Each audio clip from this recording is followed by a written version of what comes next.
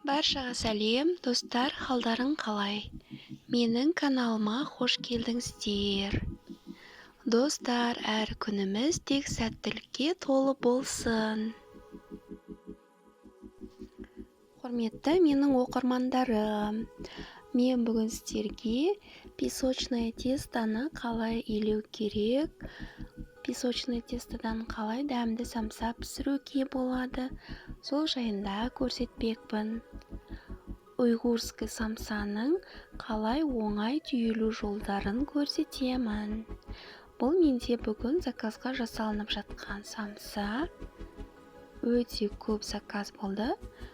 Соның мен қалай иленгенін, қалай жасалғандарын көрсетпекпін.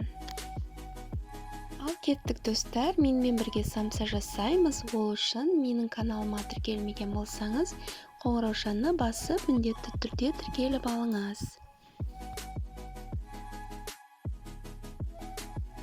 Ал бісміллә деп, ең алдымен біз ұнымызды жақсылап електен өткізіп дайындап аламыз. Содан соң ұнымызға тұз, ашытқы, қант, құрғақ қоспаларды салып, кішкене разрыхлитель саламыз. Майонез, маргарин немесе сары май қосамыз. Достар, рецепттің толық мөлшерлерімен мен описаниеге, осы видеоның астына описаниеге жазып кететін боламын. Мен бұл жерде өте көп мөлшерде заказға дайындап жатқандықтан өте көп мөлшерде қосып жатырмын. Бірақ описаниеде аз мөлшерде көрсетіп кететін боламын. Менің бұл заказыма бірінші иленіп жатқан қамырым, одан соң тағы да 2 рет қамыр илейтін боламын. Достар, егер сізге қиын болмаса, сіз қай қаладансыз, комментарийге жазып кетіңіз. Қамырымызды осылай майды есе отырып, қолымызбен майды араластыра отырып, есе отырып, қамырымызды илеп аламыз. Қамырымыз қатты емес, өте жұмсақ емес, орташа, майлы, әдемі қамыр болады. Қамырымызды илеп болып, бетін жауып, демалдырып қоямыз.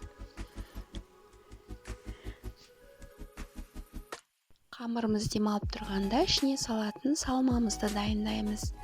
Ол үшін етімізді жақсылап әдемілеп жуып, майдалап, турап, ет тартқыштан өткізіп, дайындап аламыз. Пиязымызды жуып, тазалап, майдалап, қолмен тураған дұрыс. Қаншалықты ет салатын болсақ, соншалықты пияз қосамыз.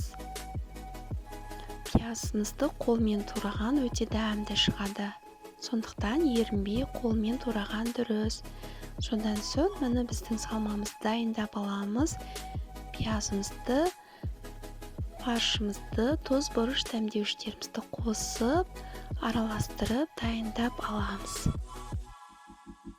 Демалып болған қамырымызды шетінен алып, осындай етіп, кішкентай бөлшектерге бөліп, бетін жауып тағы да 10-15 минут демалдырып қоямыз.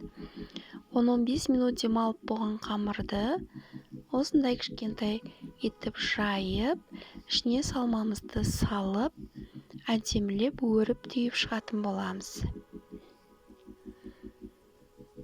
Достар, осылай түйсеңіздер өте оңай. Ең алдымен осындай етіп екі шетін жабыстырып, ішінде ауасын шығарып, содан соң осылай өріп шығамыз. Егер сіз уйғурский самсаны түйіп білмейтін болсаңыз, осылай жасасаңыз болады. Өте оңай, өте әдемі шығады. Мен тағы да көрсете кетейін. Шетін жабыстырып алғаннан кейін басынан бастап, осылай жай қайырып отырасыз. Өте әдемі болып өріліп шығады.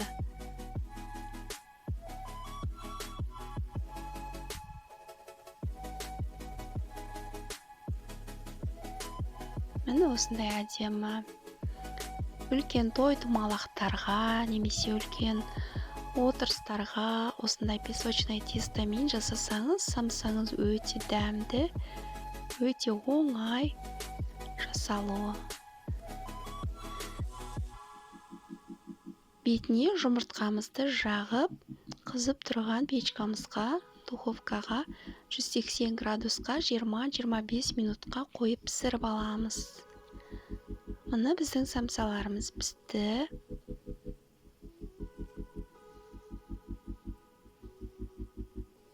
Дастарханға қойғанға, қонақ шақырғанға, дастарханның сәнін келтіретін өте әдемі, дәмі өте әдемі болып шығады. Достар, міндетті түрде осы рецепт бойынша жасап көріңіздер. Достар, видео ұнап жатса, лайк пен комментарий күтемін. Менің келесі видеоларымды жіберіп алмас үшін каналға тіркеліп қоюды ұмытпаңыздар. Сау болыңыздар, рахмет.